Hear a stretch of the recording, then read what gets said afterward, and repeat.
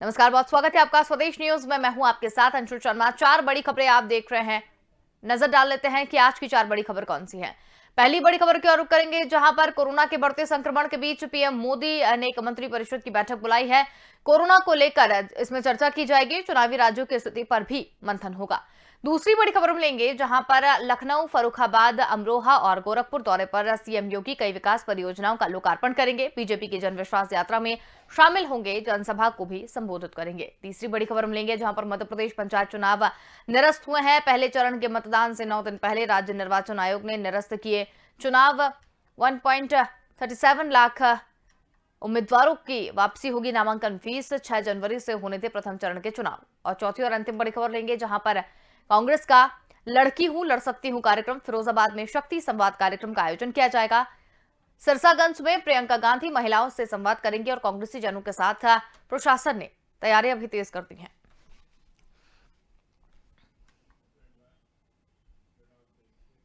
चलिए बढ़ेंगे पहली बड़ी खबर की ओर, जहां पर कोरोना वायरस के नए स्वरूप ओमिक्रॉन के बढ़ते संक्रमण को देखते हुए प्रधानमंत्री नरेंद्र मोदी आज मंत्रिपरिषद के साथ अहम बैठक करेंगे। ये बैठक शाम 4 बजे होने की संभावना है। जानकारी के मुताबिक बैठक में सभी मंत्री शामिल होंगे। उम्मीद जताई जा रही है कि इस दौरान पीएम आगामी साल में उत्तर प्रदेश और पंजाब में होने वाले विधानसभा चुनाव पर चर्चा करेंगे और ओमिक्रॉन संक्रमण की स्थिति का भी जायजा लेंगे।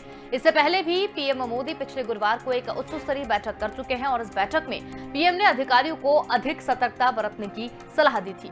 पीएम ने अधिकारियों को निर्देशित किया था कि डेल्टा के मुकाबले 3 गुना ज्यादा संक्रमण वाले ओमिक्रॉन से निपटने के लिए उचित कदम उठाया जाए और जिला और तहसील स्तर पर भी सतर्कता बरती जाए। कोरोना के ओमिक्रॉन वेरिएंट के बढ़ते मामलों के बीच प्रधानमंत्री नरेंद्र मोदी आज मंत्रिपरिषद की बैठक करेंगे और रिपोर्ट के मुताबिक बैठक शाम 4 बजे शुरू होने की उम्मीद बताई जा रही है। ऐसा बताया जा रहा है कि मीटिंग में सभी मंत्री शामिल होंगे और इस दौरान उत्तर प्रदेश और पंजाब के अलावा दूसरे राज्यों में अगले साल होने वाले चुनाव पर भी चर्चा हो सकती है।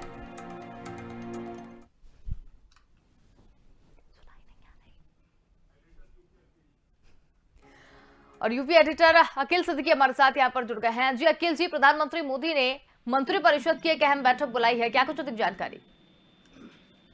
असल देखिए, ओमिक्रॉन बढ़ते संक्रमण के बीच आज मोदी मंत्रिपरिषद की बैठक होनी है, जिसमें प्रधानमंत्री की अध्यक्षता में होनी है और ये चुनाव जो चुनावी राज्य है, जो 5 राज्य में जो चुनाव होने उसकी स्थिति की भी चर्चा पर संभव होगा। हालांकि देखिए, ये बैठक अगर देखा जाए तो तकरीबन 4 बजे बुलाई गई है और इस दौरान अगले विधानसभा चुनाव पर चर्चा करनी है, ओमिक्रॉन पे करनी है, कोविड को कैसे जो सबसे ज्यादा वायरस में दम है उसको लेकर क्या कुछ तैयारी उन राज्यों में हुई है, उसको लेकर आज पीएम मोदी अपने मंत्रिपरिषद के साथ बैठक करनी है। देखिए, जानकारी के मुताबिक अगर देखा जाए तो बैठक में सभी मंत्रियों को शामिल होंगे और इससे उम्मीद ये जताई जा रही है कि इस दौरान अगली जो साल आ रही है उसमें उत्तर प्रदेश, पंजाब, तमाम जो राज्य है, उत्तराखंड, जहाँ जहाँ चुनाव होने हैं उसको लेकर यहाँ पर ओमिक्रॉन संक्रमण की स्थिति की जायजा लेंगे। क्योंकि हालांकि अगर बहुत ज्यादा गंभीर रहेगा इन 5 राज्यों में तो कहीं ना कहीं जिस तरह हाईकोर्ट ने रिक्वेस्ट की है कि कहीं ना कहीं चुनाव को टाल दिया जाए, जिस तरह सुझाव आ रहा है, तो ऐसे में इस बात को लेकर भी चर्चा होगी।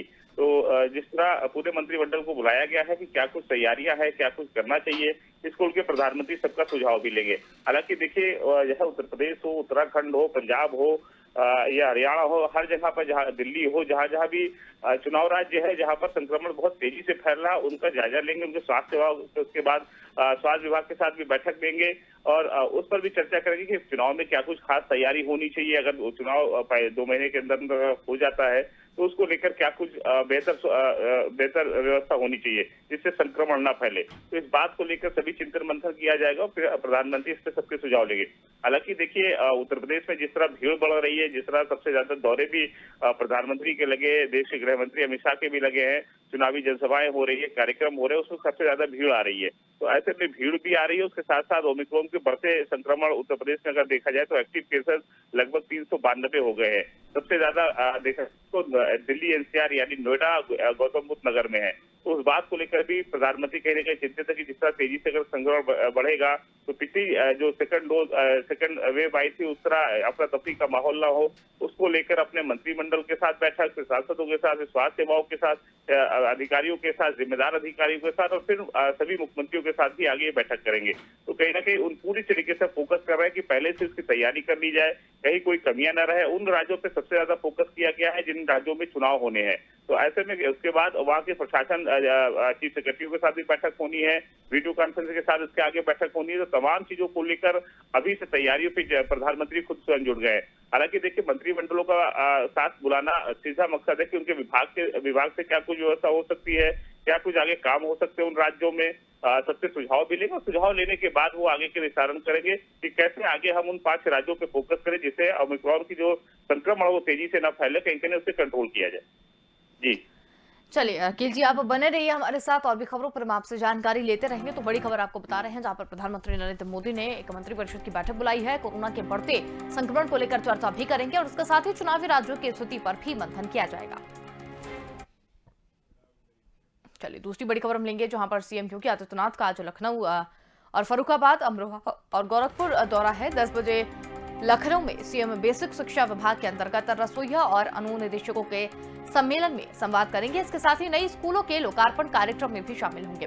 12 बजे फर्रुखाबाद में 1996 करोड़ की विकास परियोजनाओं का शिलान्यास भी करेंगे। 2 बजे अमरोहा में बीजेपी जन विश्वास यात्रा के में वो शामिल होंगे। इसके साथ ही गोरखपुर में 4 बजे ब्रह्मलीन महंत अवैधनाथ की प्रतिमा का भी अनावरण करेंगे और 520 करोड़ की विकास परियोजनाओं की सौगात भी देंगे। इसके साथ ही CM water sports complex Gorakhpur Nagar Nigam के लिए सदन भवन, 3 आईआईटी, 1 पॉलिटेक्निक, 1 राजकीय मेडिकल कॉलेज, विश्वविद्यालय में छात्रावास, महानगर की दूसरी मल्टी लेवल पार्किंग, ठोस अपशिष्ट प्रबंधन, सीवरेज सिस्टम, पेयजल, सड़क नाली समेत सैकड़ों विकास परियोजनाओं की सौगात देंगे।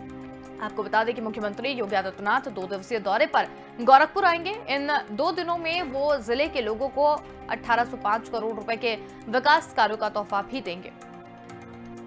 तो सीएम योगी आदित्यनाथ आज कई सौगात जो है वो दे सकते हैं। हमारे साथ लगातार यूपी एडिटर अकील सिद्दीकी बने हुए हैं। अकील जी, सीएम योगी कई परियोजनाओं की आज सौगात जो है वो देने वाले हैं, कई जिलों का दौरा भी वो करेंगे, क्या निकलकर सामने आ सकता है?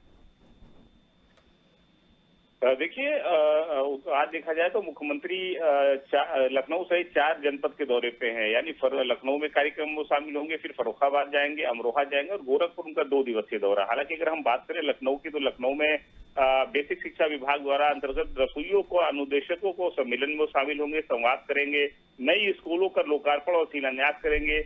ये कार्यक्रम अटल बिहारी वाजपेयी जो कन्वेंशन सेंटर है केजीएमयू के पास लखनऊ, पुराने लखनऊ में, वहां इस कार्यक्रम को आयोजन किया गया। तकरीबन कुछ ही देर में मुख्यमंत्री वहां पहुंचने वाले हैं। हालांकि उसकी तैयारी पहले ही कर ली गई थी। कई नई स्कूल कहाँ बने हैं, लखनऊ में शिलान्यास क्या होने हैं, लोकार्पण क्या होने हैं, उसको लेकर कार्यक्रम बन गए हैं और सबसे ज्यादा अनुदान भी उत्तर प्रदेश सरकार यहाँ इस कार्यक्रम के द्वारा मुख्यमंत्री देने वाले हैं। हालांकि अगर इसके अलावा भी बात करें तो फर्रुखाबाद उसके बाद निकलेंगे, तकरीबन 12 बजे उनको पहुंच रहा है और 196 करोड़ की विकास परियोजनाओं का लोकार्पण और शिलान्यास करेंगे। वहां पर भी कई बड़ी सौगात जनपद वासियों को देंगे और इसके साथ साथ वो बीजेपी की जन विश्वास यात्रा को जनसभा में भी संबोधित भी करेंगे।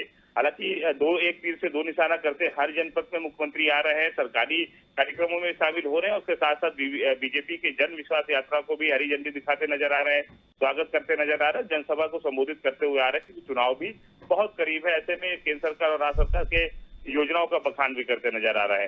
तीसरा जो कार्यक्रम है वो तकरीबन 2 बजे है और वो अमरोहा में है, जहां पर हसनपुर इंटर कॉलेज में है, सुखदेव इंटर कॉलेज में है। उस मैदान में भी पहुंचेंगे, वहां पर विकास कार्यों का भी वहां पर लोकार्पण और शिलान्यास करेंगे और उसके साथ साथ विश्वास यात्रा को भी जनसभा को संबोधित भी करेंगे। हालांकि देखिए, उसके बाद वो गोरखपुर उनको तकरीबन 4 बजे पहुंचना है। गोरखपुर उनका 2 दिवसीय दौरा है, जिसमें गोरखपुर नगर निगम के नवीन भवन का लोकार्पण और शिलान्यास होना है, महंत अवैधनाथ की प्रतिमा का निवारण होना है, उसके साथ साथ रुपया 520 करोड़ की विकास परियोजनाओं का लोकार्पण और शिलान्यास होना है। ये कार्यक्रम नवीन सदन परिषद में है, जहाँ पर नगर निगम गोरखपुर आता है। हालांकि गोरखपुर में कई और अन्य कार्यक्रम भी लगे हैं, निजी कार्यक्रम भी लगे हैं, सरकारी कार्यक्रम भी हैं और योजनाओं का लोकार्पण शिलान्यास करना है। क्योंकि 2 दिवसीय दौरा है, वो सबसे ज्यादा फोकस अगर देखा जाए तो मुख्यमंत्री का पूर्वांचल को लेकर रहा है।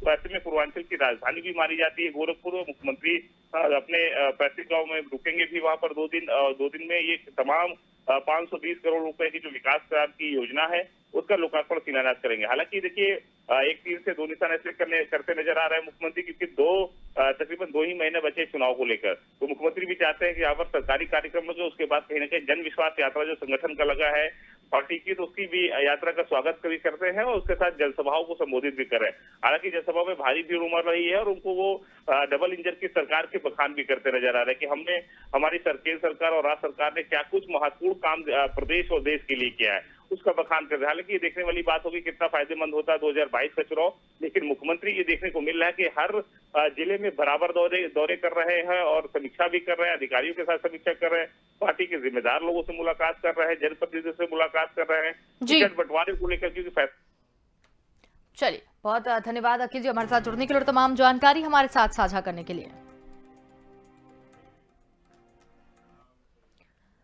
मध्य प्रदेश में पंचायत चुनाव निरस्त हो गए हैं। राज्य निर्वाचन आयोग ने 4 दिसंबर 2021 द्वारा घोषित चुनाव कार्यक्रम को निरस्त कर दिया है। यह निर्णय विधि विशेषज्ञों के साथ हुई बैठक के बाद लिया गया है। उम्मीदवारों की जमानत राशि वापस कर दी जाएगी। मध्य प्रदेश में त्रिस्तरीय पंचायत चुनाव निरस्त हो गए हैं। राज्य निर्वाचन आयोग ने 4 दिसंबर 2021 द्वारा घोषित चुनाव कार्यक्रम को निरस्त कर दिया है। यह निर्णय विधि विशेषज्ञों के साथ हुई बैठक के बाद लिया गया है। उम्मीदवारों को जमानत राशि वापस कर दी जाएगी। पहले चरण के मतदान से 9 दिन पहले आयोग ने पंचायत चुनाव निरस्त किए हैं। ये 6 जनवरी को प्रथम चरण में चुनाव होने थे। अब 1.37 लाख उम्मीदवारों की नामांकन फीस वापस होगी। 2 लाख उम्मीदवारों ने 250 करोड़ रुपए खर्च किए हैं। बड़ी खबर आपको बता रहे हैं, मध्य प्रदेश पंचायत चुनाव निरस्त कर दिए गए हैं। 1,37,000 उम्मीदवारों ने इसमें नामांकन दाखिल किया था। 6 जनवरी को प्रथम चरण के चुनाव होने वाले हैं और ठीक 9 दिन पहले इस चुनाव को निरस्त कर दिया गया है। को बता दें कि 250 करोड़ रुपए जो उम्मीदवार थे उन्होंने खर्च किए थे। राज्य निर्वाचन आयोग ने चुनाव निरस्त कर दिए हैं। बड़ी खबर आपको बता रहे हैं, 6 जनवरी को प्रथम चरण के चुनाव होने थे।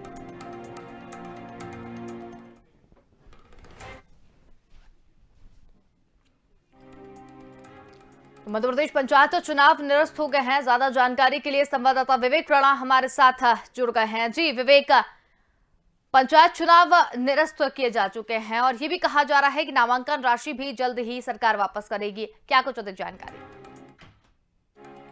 बिल्कुल अंशुल, बात की जाए मध्य प्रदेश की तो मध्य प्रदेश में जो पंचायत चुनाव हैं वो निरस्त कर दिए गए हैं। मगर बात की जाए जो जिनने नामांकन भरे थे उनकी राशि की, तो कल जिस प्रकार से जो पंचायत चुनाव को निरस्त करने का ऐलान किया गया था उसके बाद बात की जाए मध्य प्रदेश राज्य निर्वाचन आयोग के सचिव BS जामोद, उनका साफ तौर पर कहना है कि जिन लोगों ने जो नामांकन भरा था, जो राशि भरी थी, वो उनकी जो राशि है वो वापस कर दी जाएगी। साथ ही देखने वाली बात है कि सुप्रीम कोर्ट में केंद्र और राज्य सरकार दोनों ही ने ही याचिका लगाई थी निरस्त करने को लेकर। जो बात की जाए निरस्त की, तो मध्य प्रदेश में पंचायत चुनाव तो निरस्त हो गए, मगर बात की जाए आगे की मांग की, क्योंकि केंद्र सरकार ने सुप्रीम कोर्ट में याचिका लगाई थी, उसमें साफ तौर पे कहा था कि मध्य प्रदेश या अन्य राज्यों की बात की जाए तो उसमें जो पंचायत चुनाव है उनमें 4 महीने का समय दिया जाए। यानी देखने वाली बात है कि मध्य प्रदेश में अब पंचायत चुनाव है वो 4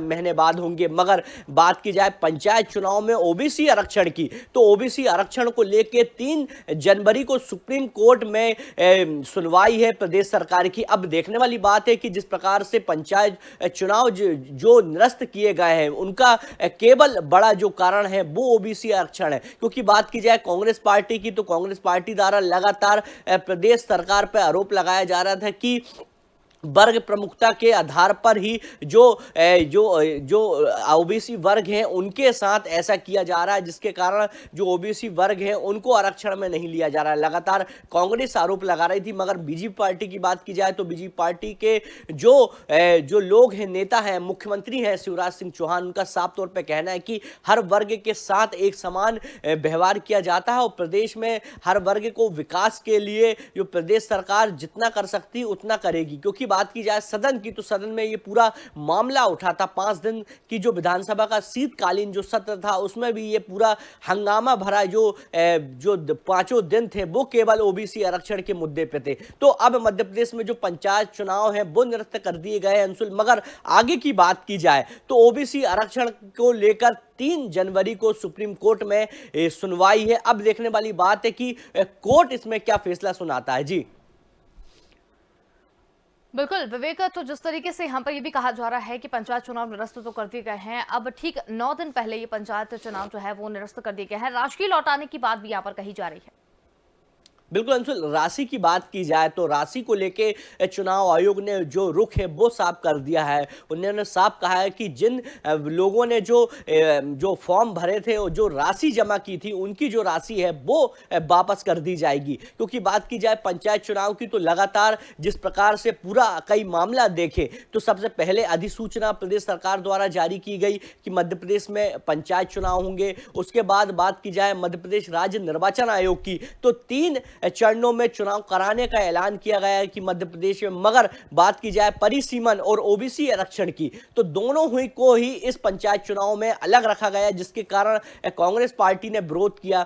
विरोध करने के बाद प्रदेश ने एक बार फिर विचार किया और जो अधिसूचना थी वो कैबिनेट में वापस ले ली और एक नया प्रस्ताव राज्यपाल को पहुंचाया। राज्यपाल के द्वारा एक बार फिर चुनाव आयोग को जो नया प्रस्ताव है वो भेजा गया, जिसके बाद मध्य प्रदेश में जो पंचायत चुनाव है वो निरस्त हो गए। मगर देखने वाली बात है कि जिन लोगों ने जो फॉर्म भरा था, जिनने पैसा एक जमा जो राशि है जो दी थी, उनकी जो राशि है वो चुनाव आयोग ने बोल दिया है कि वो वापस कर दी जाएगी। मगर कई ऐसे जो ग्रामीण इलाके हैं, ऐसे कई जो उम्मीदवार हैं जिन्होंने फॉर्म भरा था और जो खर्चे के लिए, जो प्रचार के लिए जो पैसा है वो भी खर्च कर दिया था, जिसके कारण कई जो लोग हैं उनके जो राशि है वो कहीं ना कहीं डूब चुकी है, नुकसान में है। मगर बात की जाए मध्य प्रदेश सरकार की, तो मध्य प्रदेश सरकार ने क्लियर कर दिया है कि आने वाले पंचायत चुनाव मध्य प्रदेश में जब भी होते हैं तो ओबीसी आरक्षण पे ही होंगे, जिसके चलते बात की जाए 3 जनवरी को सुप्रीम कोर्ट में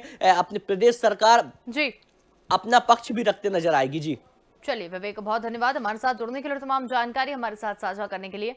ये बड़ी खबर हम आपको बताते थे, जहां पर मध्य प्रदेश में पंचायत चुनाव को निरस्त कर दिया गया है। इसके साथ ही राशि लौटाने की बात भी सरकार कर रही है। बढ़ेंगे अगली खबर की ओर, जहां पर कांग्रेस की राष्ट्रीय महासचिव और प्रदेश प्रभारी प्रियंका गांधी वाड्रा आज फिरोजाबाद वो 2 घंटे तक जिले में रहेंगी और महिला शक्ति संवाद के तहत जिले की महिलाओं को सिरसागंज के गिरधारी इंटर कॉलेज के प्रांगण में संवाद स्थापित करेंगी और इसके बाद 3:30 बजे दिल्ली के जरिए वो चली जाएंगी। और उनका कार्यक्रम आने के साथ ही कांग्रेस जनों के साथ साथ प्रशासन ने भी तैयारी और तेज कर दी है। प्रभारी अधिकारी वीआईपी और नगर मजिस्ट्रेट मनोज कुमार सागर ने बताया कि कांग्रेस की राष्ट्रीय महासचिव और प्रदेश प्रभारी प्रियंका गांधी वाड्रा 29 दिसंबर को दिल्ली से कार द्वारा चलकर दोपहर 1:35 में सिरसागंज के गिरधारी इंटर कॉलेज के प्रांगण में पहुंचेंगी और इस दौरान शक्ति संवाद के तहत जिले की महिलाओं से सीधे संवाद स्थापित करेंगी।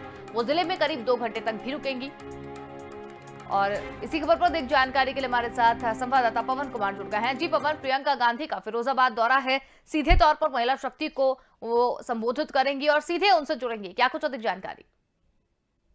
कांग्रेस की राष्ट्रीय महासचिव प्रियंका गांधी आज फिरोजाबाद में रहेंगी। फिरोजाबाद में प्रियंका गांधी आज शक्ति संवाद का कार्यक्रम करेंगी, जिसमें कार्यक्रम में प्रियंका गांधी जो लड़कियों और महिलाओं से बात करेंगी। कांग्रेस के जो मुताबिक 5000 महिलाएं शामिल होंगी इस कार्यक्रम में। कार्यक्रम की जो तैयारियां हैं वो पूरी कर ली गई हैं। साथ ही और भी जो तमाम महिलाएं हैं उनसे प्रियंका गांधी वाड्रा जनसंवाद करेंगी। इसमें और भी तमाम जो लड़की हूँ, लड़ सकती हूँ, ऐसे इस प्रकार की और भी तमाम जो बातें हैं वो करेंगी।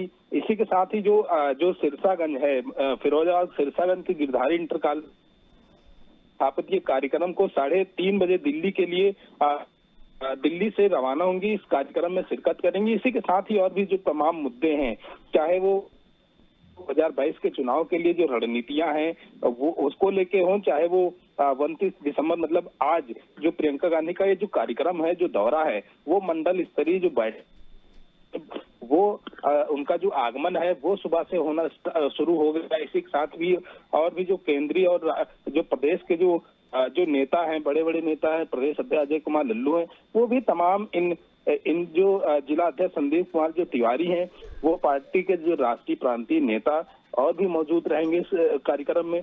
साथ ही इस कार्यक्रम को आगे बढ़ाने के लिए सुबह से ही जो प्रदेश अध्यक्ष हैं, जो मोना है, वो भी वहां पे कार्यक्रम में पहुंची है। साथ ही नारी संवाद को भी संबोधित करेंगी। जी चलिए, बहुत धन्यवाद पवन जी हमारे साथ जुड़ने के लिए, तमाम जानकारी हमारे साथ साझा करने के लिए। बड़ी खबर आपको बता रहे हैं, जहां पर फिरोजाबाद दौरे पर रहेंगी प्रियंका गांधी। इसके साथ ही सिरसागंज में प्रियंका गांधी महिलाओं से सीधे संवाद भी स्थापित करेंगी। कांग्रेस जनों के साथ प्रशासन ने इस तैयारियों को भी तेज कर दिया है। आपको बता दें कि वो जिले में करीब 2 घंटे तक रुकेंगी। महिलाओं से संवाद कार्यक्रम के समापन के बाद 3:30 बजे कार से आगरा के लिए रवाना हो जाएंगे। इधर प्रियंका गांधी वाड्रा के जिले में आगमन को देखते हुए स्थानीय कांग्रेसी जनों के द्वारा व्यापक तैयारियां की गई है। पार्टी के राष्ट्रीय और प्रांतीय नेताओं ने जिले में डेरा डाल लिया है और पार्टी के साल मंडल भर के नेता जिले में बुधवार सुबह ही आ जाएंगे और उनके आगमन को देखते हुए कांग्रेस के लोगों द्वारा तैयारियां व्यापक स्तर पर की जा रही हैं। जिलाध्यक्ष संदीप तिवारी ने बताया कि पार्टी ने कई राष्ट्रीय और प्रांतीय नेता भी इसमें मौजूद रहेंगे और जिले में पहली बार उनके आगमन पर खास तैयारियां भी की गई हैं। वहीं पार्टी पदाधिकारियों की अगर बात करें तो इस दौरान वो उनसे भी मुलाकात करेंगे। और फिलहाल के लिए इस बुलेटिन में इतना ही। देखते रहिए स्वदेश न्यूज, क्योंकि सबसे पहले देश।